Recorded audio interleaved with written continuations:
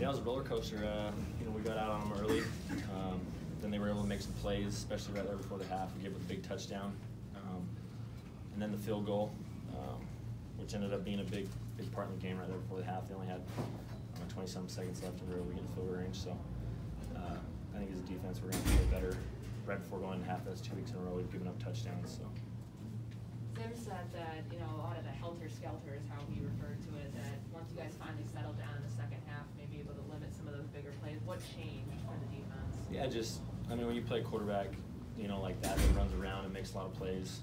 Sometimes it gets chaotic. You know, they have a lot of exotic formations, a lot of things that you don't see very often, a lot of misdirection, you know, messing with your eyes. So once you kind of see it, you kind of settle down and you're able to just kind of play and relax, and I think we did a good job of that in the second half. So.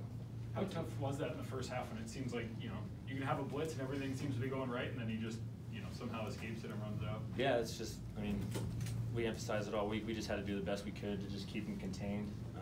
But when you play a guy like that, you understand that sometimes he's going to get out of the pocket and make plays.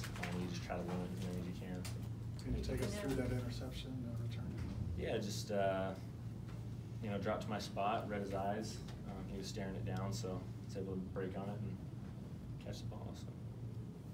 Did you feel that you're about due for one, because you've been kind of ball hawking the ball for the past 2 games? I don't know if you could say due, but you know, it felt good to finally get one. So. Describe the run after it. That was probably more impressive than.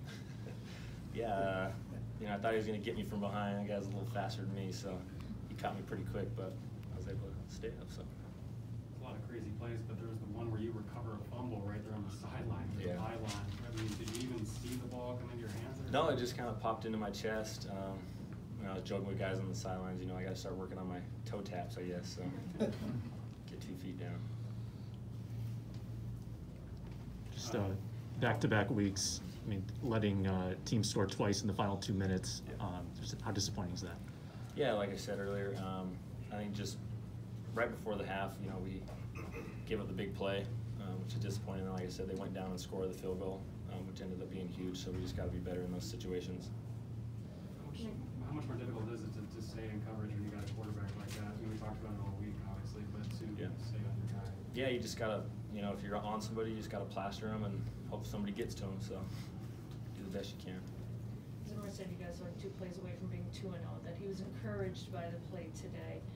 You have to take that run with it, right? Not let the score or the record dictate things this early. Yeah, I mean, we've come down to the last play of the game 2 weeks in a row.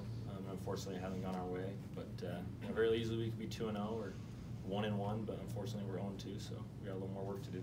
But even the way you guys played, he said, far different than last week. Yeah, I thought we played with good energy. You know, everybody was fighting hard, and we gave ourselves a chance to win. And that's in this league, that's all you can do. So. What can you say about Daniel Hunter coming up today with 5 sacks?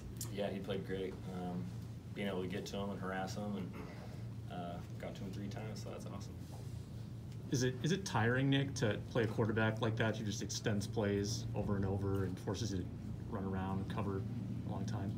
You just kind of plan for it during the week. You know, like I said, he's going to make plays. He's going to get out of the pocket, throw the ball downfield, and you just got to do your best to limit him as much as you can. So. Last couple for Nick. They're focused on Hop today. You know, being that matchup between him and Pat Pete. Yeah, I mean, obviously he's one of the best in the league, and so there was a big emphasis on knowing where he's at, trying to roll coverage a little bit to him as much as we could. So. Well, you say he's one of the best in the league, but you know, Pat Pete said, you know, didn't say he was either. So that's yeah, yeah. Pat Pete's been one of the best in the league since he's been in the league. So you know, when you got a matchup like that, I'll take it all day. So. Nick, real quick, just on that Kyler's 12-yard touchdown, it kind of felt like the middle of the field was open in the red zone. Like, what maybe can you guys do differently, or what broke down on that? Yeah, it was just, you know, they had a good play call. They had a QB draw on for the coverage that we were in, and I don't know, just in that situation, there's just not much you can do. And so I guess we just got to see it a little faster, and I'll rally to it before he gets in. Nick, what do you say to a guy like Greg Joseph, who's nailed some pretty long field goals already?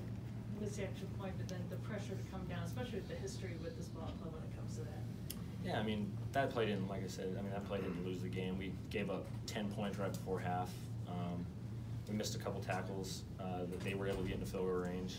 So, I mean, you could blame it on 3 or 4 plays that happened before that where we could have won the game. So, Thanks. Thank you.